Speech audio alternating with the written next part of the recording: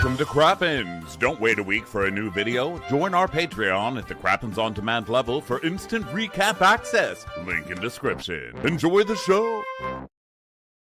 Well, hello and welcome to Watch What Crappens, a podcast for all the crap we love to talk about on ye old bravs. I'm Ronnie and that's Ben over there. Hi, Ben. Hi, how are you? Good. Everybody, welcome to the show today. Happy Valentine's Day. We sure love you. What a special Valentine's Day to watch Shep just get shit all over on Southern Charm. What a great point. Happy Valentine's Day. It's ghosting glorious. episode. It is glorious. A karma episode for a terrible guy on Southern Charm. Ooh, happy Valentine's Day. Hugs, everybody. Self-hug. Everybody, welcome to the show. Today is your last day to stream The Golden Crappies. The audio will be posted over the weekend, so you guys can listen to it. It's amazing. Ben makes his singing debut on Broadway. Yeah, yes. It's so good. So go check it out. And all the guests are fabulous and all that good stuff. Also, what else do I have to say? We're still on tour. We start again in March. So get your tickets for all those cities. The first one's going to be Cincinnati, which we're super excited by. I believe that's the first one, right, Ben? Yeah, that's our first one back after our little mini break here. I'm excited to go get some more of that Cincinnati chili skyline. That was fun when we did that last time. Yeah. That was fun. So we're going to be in Cincinnati, and guess where we're going to go after that? Can you tell I'm pulling up a list because I didn't have it up? After that, we're going to be going to Minneapolis, Toronto, Charlotte, Atlanta, Washington, Philadelphia, and that's all just in March. So if those are your cities, go get your tickets. If you want your city and you didn't hear it, go check on watchwhatcrappens.com. It's probably there along with the ticket link to go get a ticket. Okay. So we're super excited to be back on the road. Also, if you want videos of our recaps, you find those on Patreon. And that's also where you find Traders Recaps, which come out usually Tuesdays. So that's that. If you want free videos, you can wait for a week. You know, if you don't need them brand new, you can wait for a week, and they're on YouTube for free. It's our Watch What Crappens YouTube, everybody. Wow. Okay, shall we get into it, Ben? Oh my God, let's get right into it. Okay. So, previously on Southern Charm, Venita was moping over some little bridge troll while Shep was getting mixed messages from Sienna. Listen, these are not mixed messages. The messages are, stop fucking calling me, you creep. I only flirted with you to get a picture with you for my grandmother. Now leave me the fuck alone, you weirdo. You smell and you have your hair. Shep could only wish he was getting mixed messages. It turns out he's not getting any messages at all. That's the problem, okay? Read the writing that's not even on the wall. Just move on. Yeah. So then, just when Austin decided it was time to play hard to get, and then we see Austin and Madison out for lunch. It was clear that Craig and Paige weren't even on the same, page. Get it?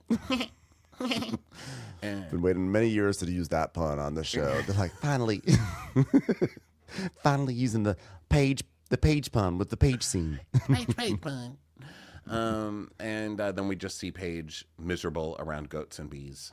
And when they all got together for Pat's annual guys' dinner, hey, I'm just here to excuse terrible men. Ding, ding, ding. Craig was feeling the heat. And then we see everybody giving Craig shit for not settling down with Paige, which the hypocrisy still stings a week later from these guys. Whitney, Shep, and Austin all giving someone shit about committing. Yes. I mean, look, it's a girl. You know, it's just the way, it's their thing. So, now it's time to start this is actually a shocking way to start the episode, because first we go to Sally's, where she's skateboarding, but like her dog is like trying to run along with her and like get on the skateboard. So it's like it's cute. And then we go, it's not cute. What the fuck is that woman doing? And where are social services? Get the hell over there. Listen, I like Sally, okay? And I wouldn't take her child away after the blowjob in the car thing. In fact, I'd give her more kids, you know? Yeah. But having your child run where there's a skateboard, and then she's like, what are you doing, Boots? Save that dog. Save that dog from that crazy woman. Yeah, that dog did almost get run over in the process, but I was just like, oh, okay, it's a skateboard and a dog. Usually those concepts lead to cuteness.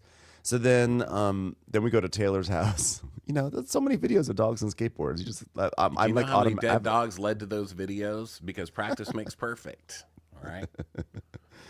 So then we go to Taylor's house, and she's feeding Penny a chicken nugget from Bojangles. And Taylor's like, I don't feel like making my bed. And then, really, her personality just continues to develop.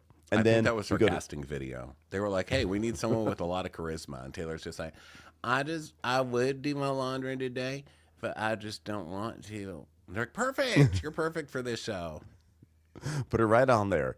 And then we go to Shep's house, and he is getting out of bed, and he's in his underwear, and little Craig is there. And so the reason why this is so shocking to me is that we have a people doing things with their dogs opening, and who was not there? It was Venita and Charles. I was like, Venita and Charles kind of pioneered this genre of opening scene, and I don't know how they're not included in it. It's because I don't know how Charles Shep and has Craig become a diva now, because Charles is like, oh, really? You want me to do an opening scene? Have the other dogs do it.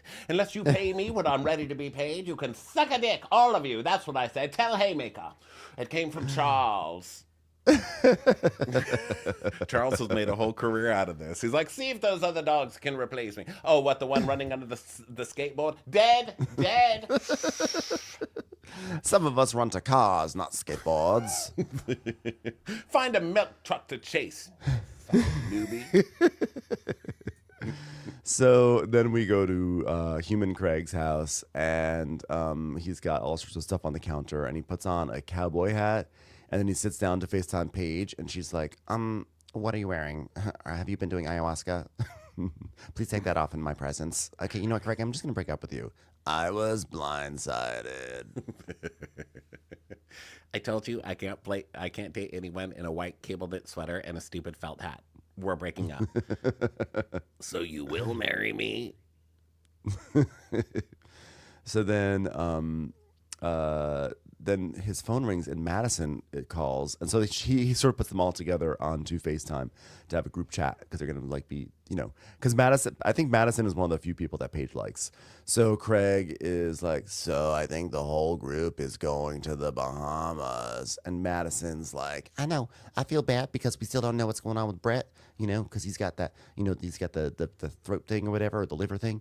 So we see flashbacks of him and dealing with cancer and everything and trying to figure it out. And so she's basically saying that she's going to go on this trip because he's going to be in California and Hudson's going to be out of town. So what's the point of staying home and worrying? And even if he was here, it's not like he's telling me shit anyway. And Craig's like, well, I mean, if he's going to California anyway, it's better to be in the Bahamas than just like sitting around Charleston. Well, is it? Is it though? I mean, in the Bahamas, I have to see Shirt and Austin shirtless, so I'm not really sure which is more traumatizing. I know, that's honestly, it's a little bit of a draw, if you ask me. Which is more of a boner killer, Shep shirtless or waiting for cancer tests? I'm gonna stay in Charleston. So she's just gonna and then she makes a comment. They're just sort of bantering, and then she goes, well, listen, you know what, I'm just gonna celebrate every day that I'm not pregnant, so YOLO. And then Paige goes, you and me too, sister. God, pregnancy, the worst. And of course now Madison is pregnant. But so Paige is not going to the Bahamas. She's like, oh, sorry, I have 2 photo shoots next week that I can't reschedule. One is me shooting myself on a stoop in jeans, and the other is me shooting myself at a bar, not giving a fuck that all you losers are going. How is your show still on the air? Can anybody? I booked a really important session with myself and my iPhone in my bed. So have fun in the Bahamas. I was going to make an effort to be on this show until I heard you had to sit through a 3-hour tuba concert. And not even a full-size tuba. Like, that's gross. I don't want to go there so bad I burned my passport. Paige, you don't need a passport to come to Charleston? Well, just in case. So Craig's like, well, I'm excited to meet Sienna, but like, poor Shep, he was kind of like spinning out a little bit at dinner. And then we have a flashback to Austin asking Shep if they talk every day, and Shep is like, gosh, we haven't seen each other in a month and a half, as his like feet are like rattling beneath the table. Yeah. And Craig's like, you shouldn't have to force someone into liking you if the person likes you. Stop the car. Now let's listen to what we just said to ourselves. Okay? Okay, keep driving. Keep driving. Please, if the person likes you, they'll make time for you, and they'll definitely want to be pregnant with you. Stop the car. Stop the car.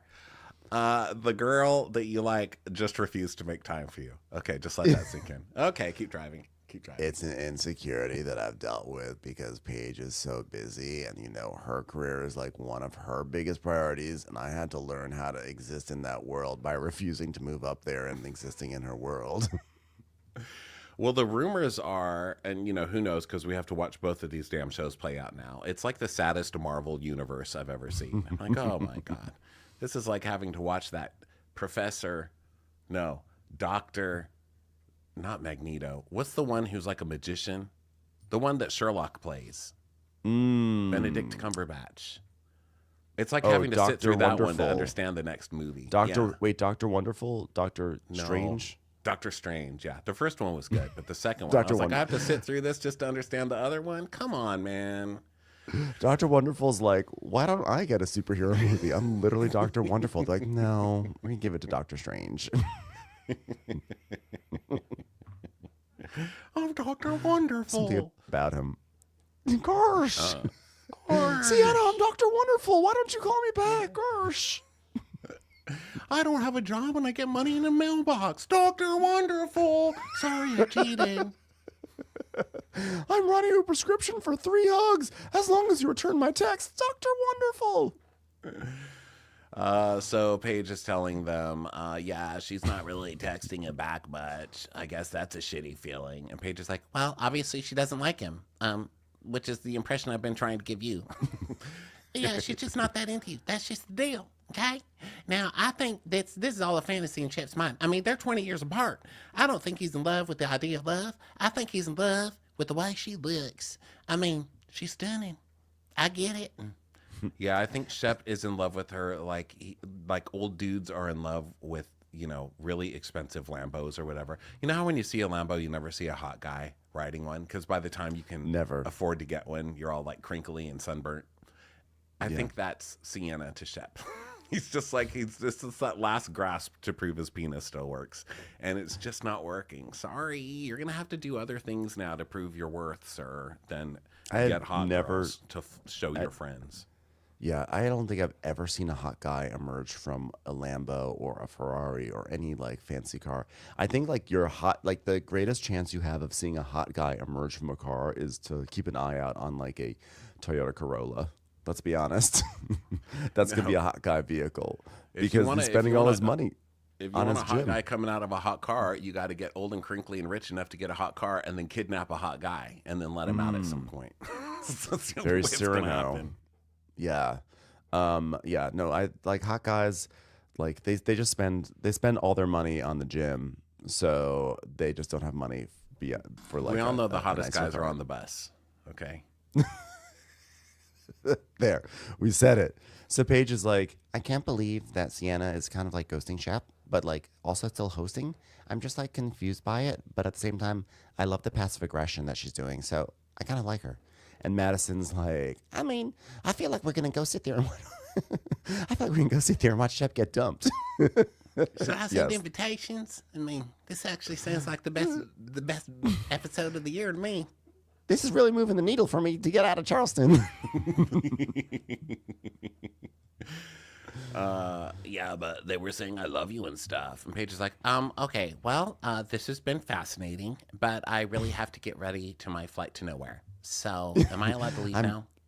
Hold on. Group 1 is boarding from my bedroom to my kitchen. So I'll text you when I land tomorrow. I'd just like to say goodbye to boarding group C. Goodbye, boarding group C. Because, Paige, even in her fictional flights, is flying at, top tier boarding class. I put her on Southwest. Sorry. Oh, you didn't you? Yeah, because that's where you get boarding group C. The other ones are by numbers. Yeah. Boarding group C is for the lazy people who don't because Craig register booked my in ticket. time because you have to like Call that. Well, you can pay for an early bird ticket now where they give you a slot that you can stand in line. But if you don't do that, then you have to call first. You have to be the first to check in.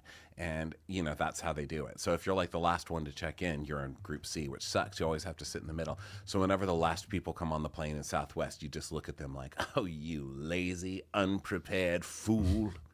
Enjoy it back there in the middle of the homeliest people in town. At least for the next 6 months, because then they're going to start closing down open seating, which is a real sad state of affairs. We can't have those power plays anymore. Yeah, that's true. I'm going to miss that. Yeah. Now you'll just have I'm to also judge gonna everybody. You'll have to judge every group as they come in. You can't just wait for Group C. It's going to take all your judgment concentration. I really, with Southwest, I really get off on the micro power plays. Like, you gotta, there's like the section that says, B25 to B30, and then you're B27, and there's like someone standing like at the front of the 5-person section, and you're like, excuse me, which one are you? Or the best is when you have like B25, so you're the front of the section of your little 5-person section, and there's always like a lady there who's like harried, and then you say, oh, excuse me, what seat are you? As if you don't know that you are entitled to be the first one in the 5-person section. And she goes, oh, I'm B31. Oh, you know what? I'm B25. I actually stand here, so okay. Bye. I actually reverse power play that because I know that people are like that, and I hate the people who move themselves up to the front of the line. So if I get the front of the line naturally, I stand at the very end of the flag, and then people have to come up to me and go, what number are you? And then they're like, oh, you're in front of us. So then I move up a little bit, and then people keep moving me up in front until I'm right by that person. That is a really fun, that is like because you're making them do all the work for it, which is, as for me, I really... Well, and my method is high risk because, if you're not like number 25, then when you go up to someone and say, excuse me, what number are you? Because I'm B27. They go, I'm B26. I go, okay, great. I'll just stand right behind you.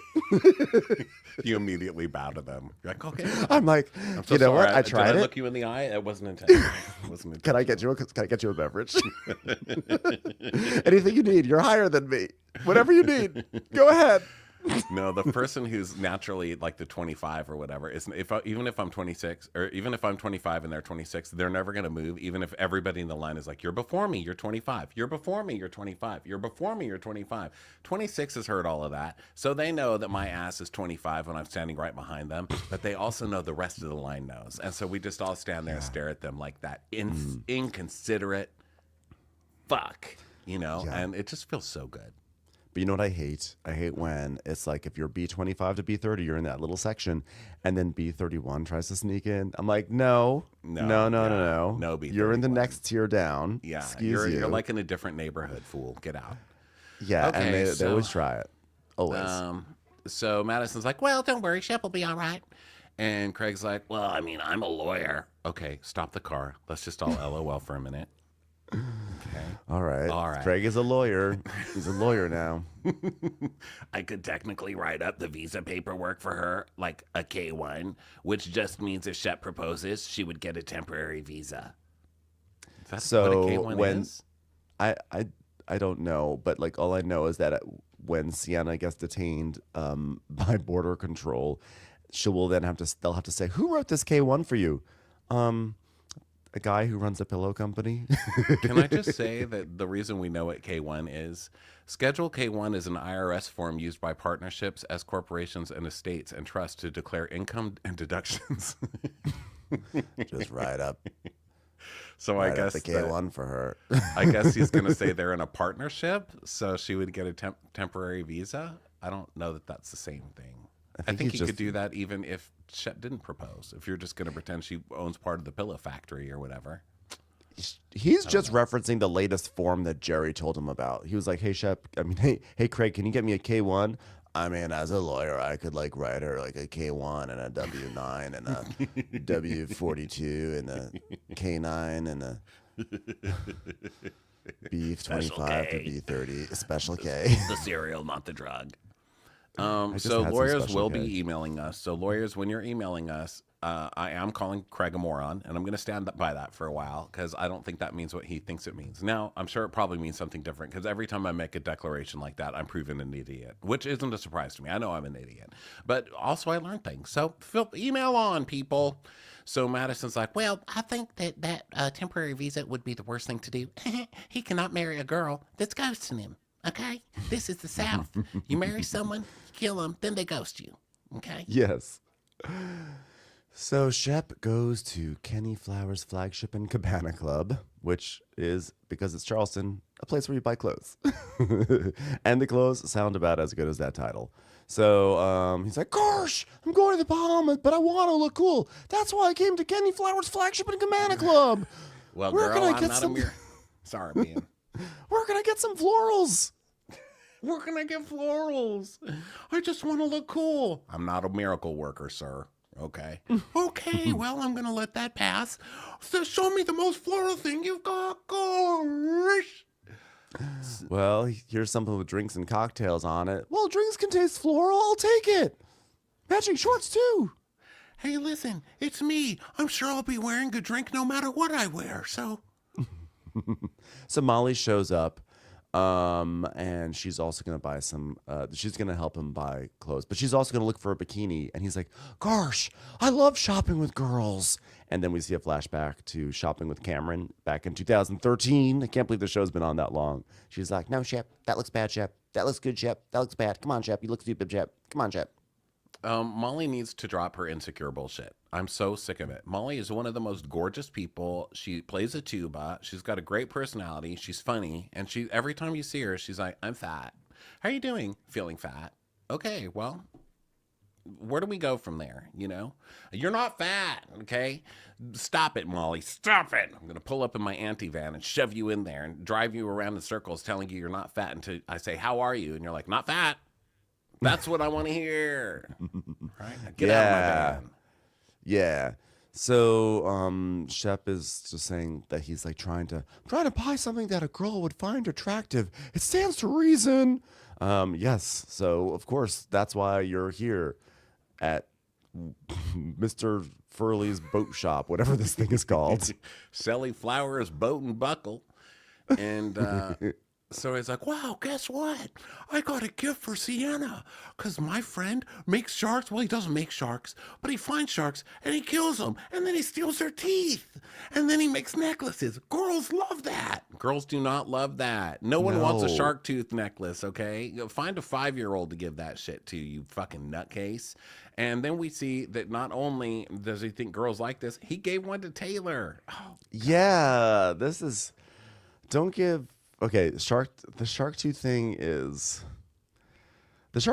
really like, that is such a bad, like, oh God, how did this guy get an entire show called Relationship Shep if he's handing out shark tooth necklaces? It's just mortifying. But the fact that it's a recycled gesture is really the worst part of all. Like, oh God, I'm mortified, and I'm also mortified that like Molly is not steering him in the right direction, because he's like, "Gosh, is that douchery?" And she goes, "What? No, why is that douchey? It's a gift." Oh God! So were the blankets with smallpox on them? Give me a break. Yeah, Relationship, the show where like 90% of the contestants evicted themselves. I mean, more people stay on Survivor than that show. Fucking Relationship. Oh gosh, I don't know how to act all of a sudden. I feel so helpless. I'm a little boy. She goes, well, it's weird when like the vibes change and you're like, oh God, what do I do now? Kind of like me standing here in a bikini in front of you and you haven't even seemed to notice. He goes, I know, I'm cool. I swear I'm going to have fun no matter what. That's my mantra. Fun no matter what. We know. That's why you are nowhere. And she's like, yeah, I guess we're going to have fun.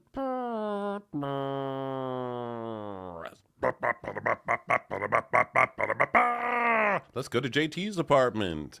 So he's lighting candles and looks like he's getting something romantic to happen. And I'm like, oh my God, please tell me he's not already bringing his Instagram lover on the television. But no, it's Venita, because she's a sucker. Yeah. Venita, Jesus Christ. You put Charles out to pasture for this? Shame on you. Get some self-respect.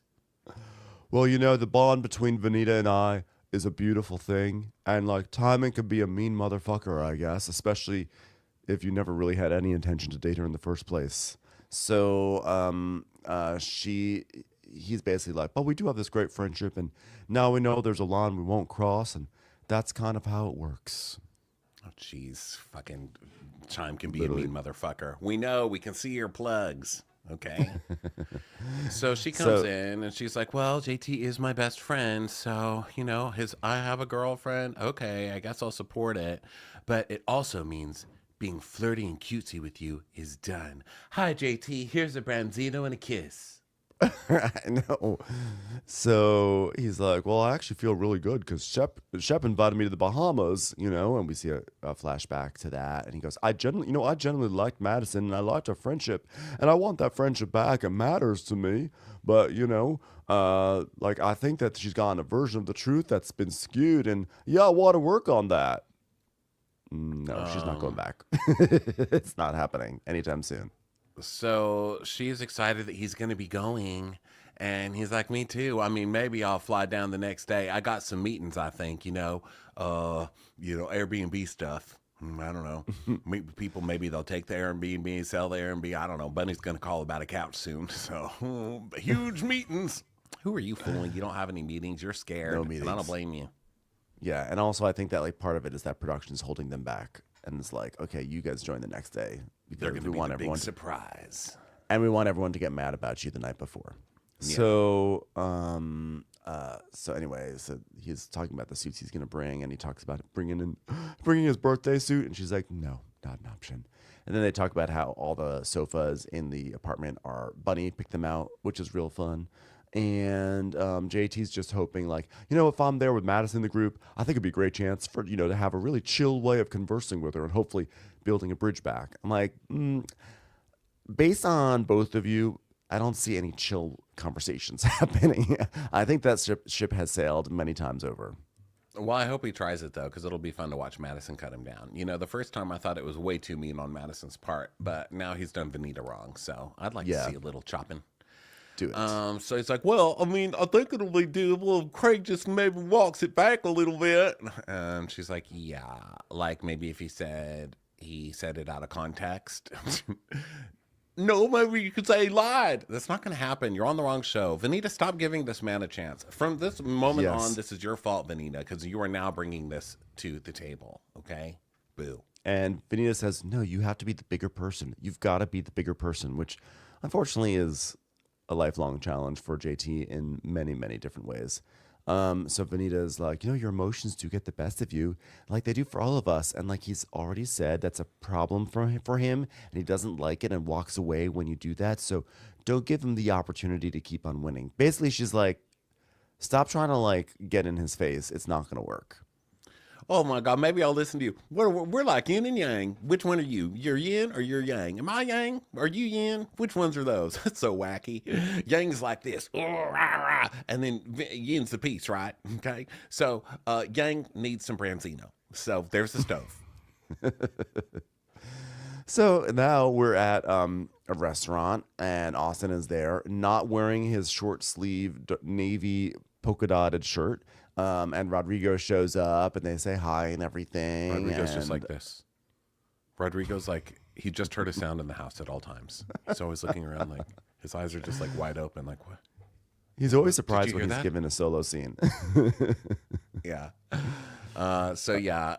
He's like, so speaking of the Bahamas, Shep was talking to me about, stuff with Sienna recently. I was like, are you being followed? Why are you looking around the restaurant?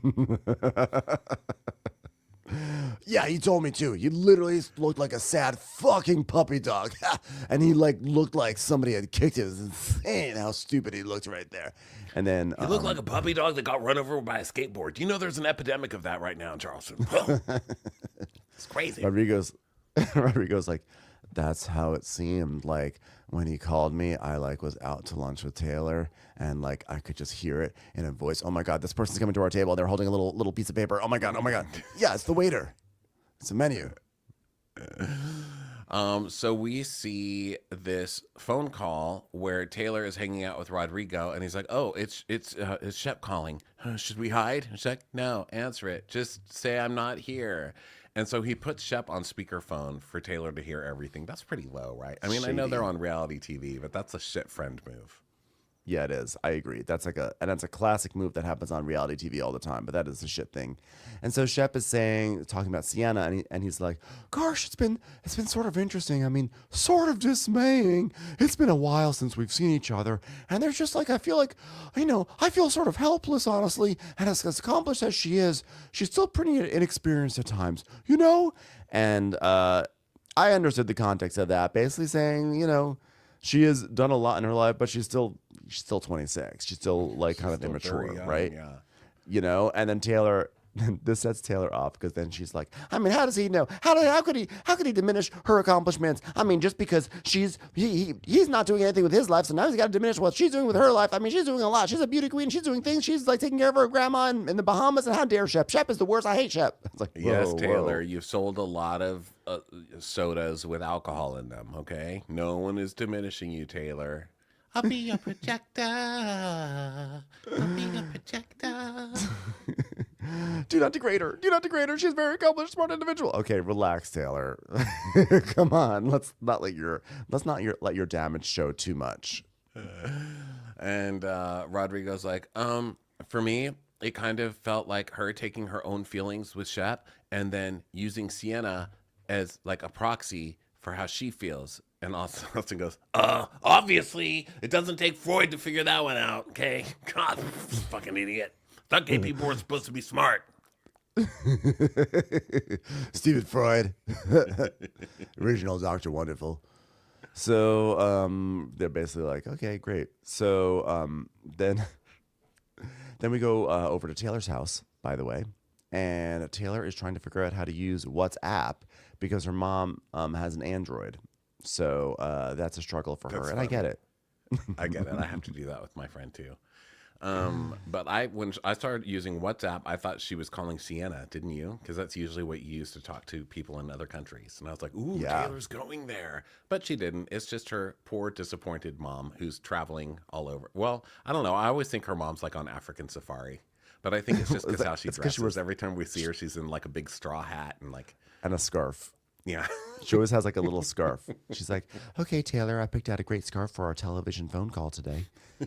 So they're talking, and Taylor's talking about, Leslie asks, like, so what's your strategy for this coming week in the Bahamas? And she goes, Taylor's saying she's going to keep her distance from Shep and everything, and he seems really insecure in his relationship, etc. Oh, really? Is that why you're still talking about Shep with your mother? Get over it. I'm like, my God, you brought a new person on TV, and you're still like this over Shep. She's like, yeah, well, Shep's real insecure, and then Shep doesn't know nothing about relationships, and like he's insecure in his life, and like I don't know, he broke my heart, and he's not the greatest boyfriend to me, and that's why I didn't want to go, but I do want to hang out with the girls, but there's been a lot of girl drama, but it's all because of Shep, and Shep's mean. And her mom's just like, oh, honey, God, so Gaston's not really doing it for you. Shocker. Yeah. And then what we see, on the heels of her saying there's girl drama, we see Taylor, going after Sally and everything. But then we come back to the present, and then Taylor says, but we actually had like a really fun girls' night, and there was really good energy, and like I think I'm really excited to hang out with them. And we see flashbacks to the night before. All the girls got together. They had a fun time. Taylor and Sally like buried the hatchet. Everything was good. Taylor got drunk. She was dancing up on a wall. And I kind of felt like this was sort of shitty of the producers because Taylor, she is personality challenged. And it looked like she actually had a scene where like her personality kind of like flowered a bit and was having fun and was being silly. And they relegated it to like a quick clip. And in fact, the truth is we watch all these scenes of the guys together, and we know this is a show about the guys, but like I think we were owed like a scene of the girls all being together. So I think this was shitty. I think we should have seen the scene. I agree because they've replayed the same thing of the guys over and over. Like Austin is hurt because Craig doesn't want to hang out. I mean, it's been an entire season of that. Show the girls, like show them making out. I'm not making out, making up. Show them making out. Show them making up. I mean, they fired. Like they had that big girl power season, and then all those girls have since been fired or quit. Most of them fired, let's face it. And these guys discard these women and go through them and get new cast members. And now they're just like, okay, let's just get fodder. You know what I mean? Let's just get dumb girls to like throw out, or plain girl. I shouldn't say dumb girls, but like plain girls. Just get them out there, throw them out there for meat, chum for the guys. Let the Sharks get them, and then we'll just recast next year. We'll get new girls for these guys. And I don't like that. They're not props. Give them a fucking scene. I want to see them team up and take the guys down again. That was the most fun season. I think it was like a lost opportunity to just sort of develop them as just characters on the show too. Yeah. Like, I mean, how many times do we have to see Austin go to lunch and order waffle tots somewhere and spit them all out on top of his beers? So Taylor her personality has now receded back into her armadillo shell, and she's like, I just feel like I'm in an okay position with these women, and I just want to continue on, and I've got the ball rolling, and I want to keep the ball rolling, and it's not about Shep. But by the way, can I tell you something else about Shep? He totally denigrated his own girlfriend. I mean, have some respect for the girl. She's accomplished. Okay, honey. Okay, so I put on this scarf to not talk about Shep anymore. Okay, this is my not talking about Shep scarf. I don't know if you could tell. So could we talk about something else? I think it would be a good idea to concentrate on a relationship with your girlfriends instead. The dogs are farting. The dogs are farting. It's like the second she lets her mom say anything and give advice, she just doesn't listen and starts giggling about dogs farting. And that's why you're nowhere, ma'am. That's why you're nowhere. Hang up on your daughter. You know, I think at some point mothers just need to normalize saying, if you're not going to listen to me, then I don't have to sit here and listen to your bullshit, and just hang up, because Taylor doesn't even listen. Get rid of her. So Craig is now packing for the trip, and he's smelling his underwear to make sure they're clean, because they're not. They're not. They most likely are not. The thing is this, if you have to smell your underwear because you don't know which underwear is clean or not, that's a problem. Like, you should have an area that's designated for clean underwear, like your drawer. And then Venita is packing with Charles. So here Charles is like, I was just waiting for my own scene. I don't have to be put in a montage with other less interesting dogs. I get to be part of the varsity level packing with my person scene. And Venita's like, is this dress good? No. Is this one good? Look like a blood clot. Is this one good? Look like a penny fart. Is this one good? Die. All right, Charles. Well, Jesus, thanks a lot. You're really getting a big head. Yeah, seriously. So Madison calls Venita and asks what she's bringing to the trip, and they're talking about dresses. And Ronnie, you must have been very happy to hear this, that Leva is not coming on the group trip this year because she's going to be staying home with Little. No, I just don't understand why they keep Leva. Leva makes no effort. Leva's like, no, I have a kid, so. I don't think Leva really even wants to be on this show anymore. So Venita but she says that Ryan's coming and Taylor's coming and JT's coming. So Ryan came on this trip. Is it me? Did we not see Ryan at all? This poor guy. He really is relegated to the shadows, just where he quivers. He's like a little quivering. You know when they rescue like little baby animals out of the woods? You know, like there's something happened. The mama died. They saved the little baby squirrel, and it's like trembling in the person's hand. That's what Ryan reminds me of. He's just like trembling in the corner in Bahamas. He's like being fed with a bottle while they try and fit a new wig on. So cute. He might not be there though, because I think a bunch of people are coming the next day. Oh, okay, like Whitney, etc. Yeah. But who knows? Yeah, I think they just keep cutting him out. And he's probably got a speech in every one where he's like, everybody, here's my speech. And they just cut it. Like, whatever. So Venita tells Madison to have her best behavior. Basically, this is all just travel. So then they get to the airport, and Shep is trying to call his girlfriend, who's supposed to be there to pick them up, I guess, and she's not there. So the line is just ringing and ringing and ringing and ringing and ringing. And Craig's like, well, you should just let it ring, because sometimes when it's international, it has to ring for a while until the K1 office picks up, and then they pass it to the W9 office, and then you're refunded a call.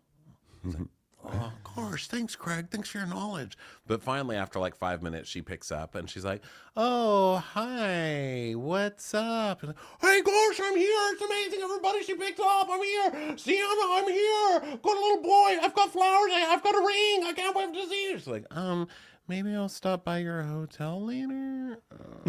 Click. She seems really unrushed.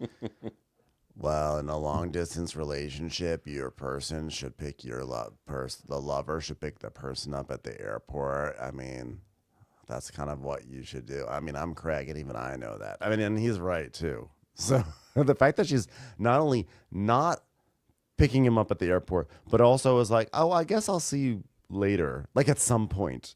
Yeah. It's just, oh, it's so cringy. So Yikes. then Shep is like, oh, I think that went well. I think it went well. I think everything's good. I think she loves me back. She's in love. Wait till she sees my shark tooth necklace that I got her. Oh, that'll seal the deal. So, I think we're going to be ripping into Taylor a little bit because she's such a dodo bird later in this episode. But he's obviously bringing the shark tooth necklace to trigger Taylor, too. So they both deserve each other. I just wanted to get that out before I forgot. So now they go to, there's a band playing. They get to the hotel. Like, this is amazing. And now the boys are in one suite. The girls are in another suite. So the boys go to their suite. And Shep's like, wow, we've got a giant suite for the guys. This is amazing. We have a private pool. We've got snorkeling. We're going to go out on a boat, which kind of lends itself to snorkeling. Doesn't it not? Gory. Gosh. So then his phone dings and he says that Sienna's going to be coming over. And he's like, I wrote down a bunch of stuff I wanted to say. Oh, and he like starts pulling out like a piece of paper, which is like, oh gosh, no, this is not going to win her back. Whatever you planned out. And Craig is like, that's what always happens. You know what? You need to just like talk from the heart. I can write a K1 for you if you want to help you talk from the heart. Hey, you know what you should do right now? Practice. Just say right now whatever's in your heart. Well, poor people should be turned into Soylent Green because they're not really producing anything. Okay, well, maybe don't do that. Oh, God, gosh darn it. So you got her necklace? Let me see the necklace. I really got her a nice necklace. It's so nice. The shark was so glamorous. But like, I don't know. I don't give it to her before the conversation, right? And well, you don't want to have her have it in the hand and be like, well, dude, what am I supposed to do with this? Oh gosh. Well, can the next guy you date Venmo me saying it'll be from him? I'm so nervous. So Austin's like, dude, okay. You don't want to dump on anybody or kick them when they're down, but that's not a good move. But I don't think that Shep had it in him to let another human control his emotions as much as this. But wow, Sienna is really manipulating him. She's not manipulating him. He's trying to manipulate her. He's trying to take someone who clearly doesn't like them and bend to his will so he could have this imaginary hot girlfriend that he can brag about who doesn't even live in town, so he can be cheating all the time on her and repair his reputation. He's trying to use her. She's not manipulating him. She barely can stand him, and it's obvious. She apparently thinks that they're just friends, and Shep's trying to make this into a storyline, and she's not going to let it happen. So the manipulator is the one that's failing here, and that's Shep. Sorry. Yeah. I think she is like a little too shy or something to actually say, yeah, I'm not into this. So they all get to their suites. They're all looking around. They're all like, oh my God, presidential suite. And it's all really nice. They're at Bahama, which I feel like there was some other Bravo show that went to Bahama. I don't know. It was. Which one was it? Isn't there one in Dubai? I feel like we've heard Bahama in Dubai. Maybe. I feel like I'm always saying Bahama.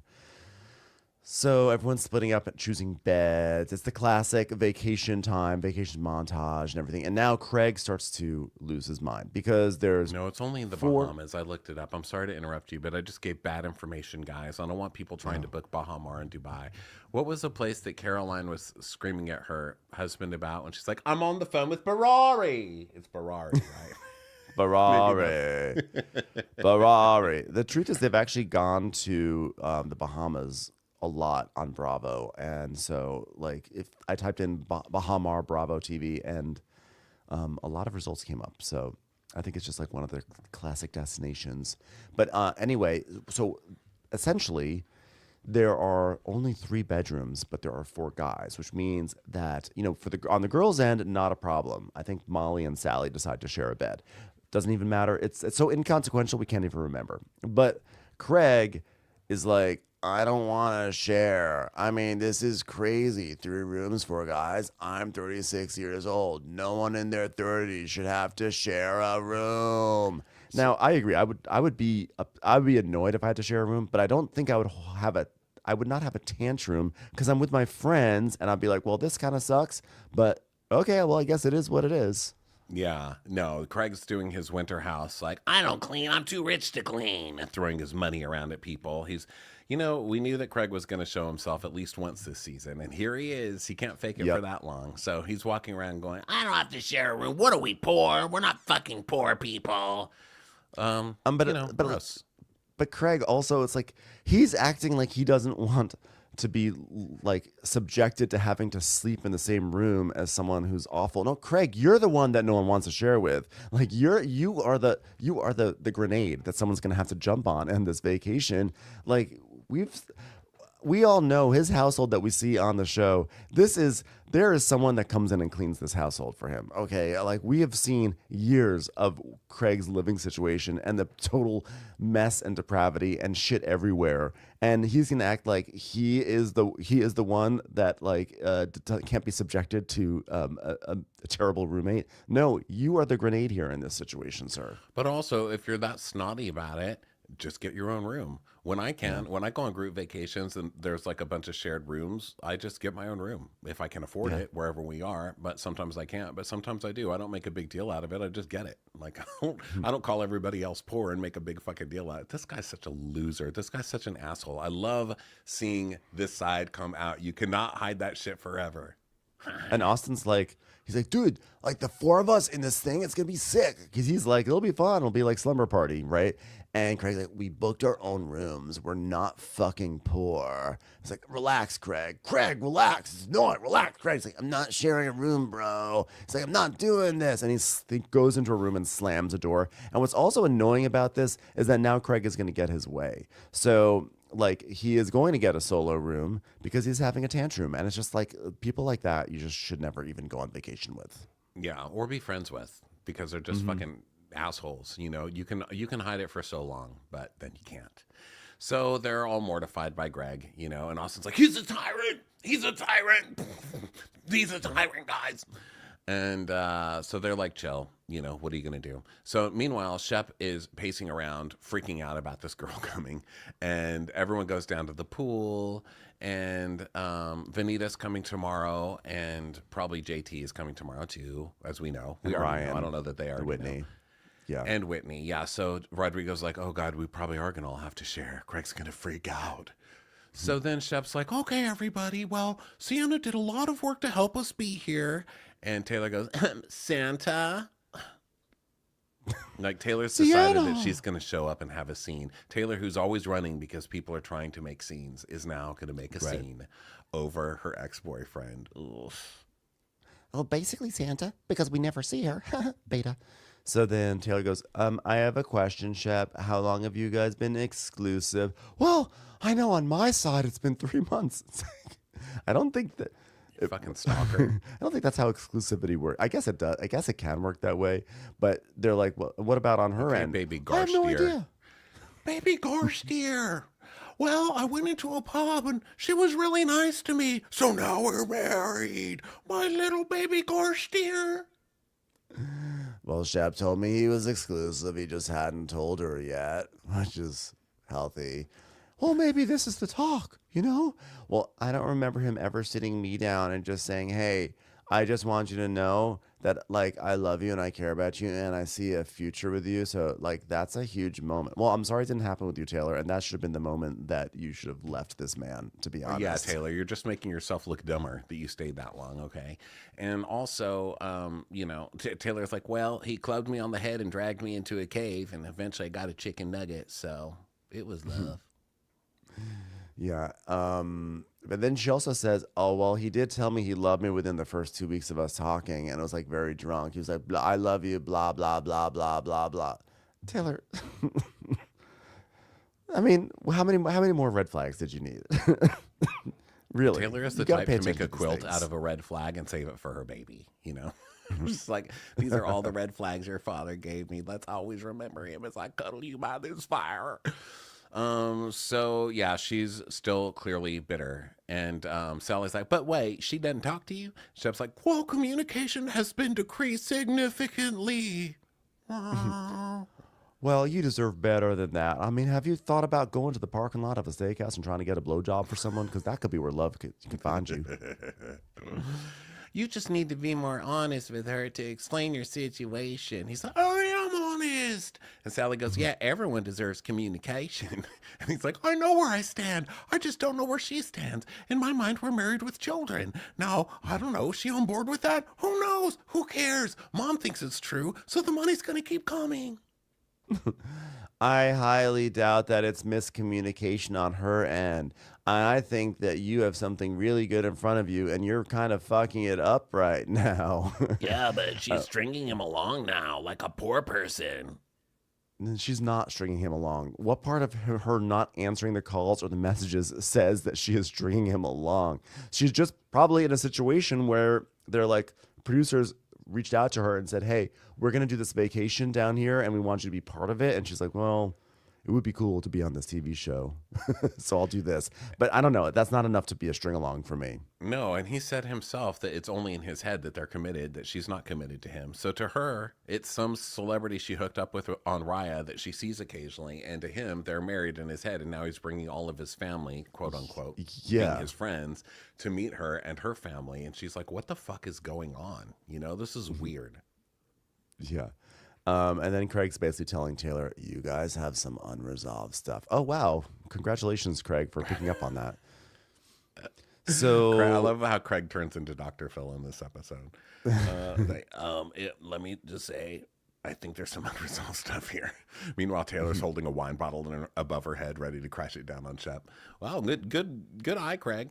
Unresolved stuff? No, I'm happy for you, and I want that for you, and I want that for me too. Flashback to a tuba party where Shep is saying that Gaston isn't good looking, and he just looks mid. You don't even know Gaston. Why are we talking about Gaston? Okay, if you're not going to bring this man on TV and you won't let anybody talk about him, then why are you bringing him up? That's not fair.